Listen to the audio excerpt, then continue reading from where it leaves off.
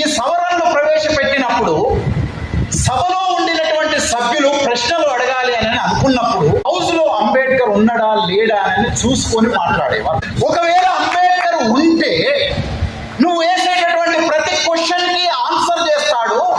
తర్వాత సోక్రటీస్ లాగానే ఎవడైతే ప్రశ్న వేస్తాడో వాడి అమాయకత్వాన్ని ఇట్లా బట్టబయలు చేసేస్తాడు. వాళ్ళు ఊరికేనే బాబాసాహెబ్ అంబేద్కర్ ని మోడరన్ మను అని పిలవలేదు.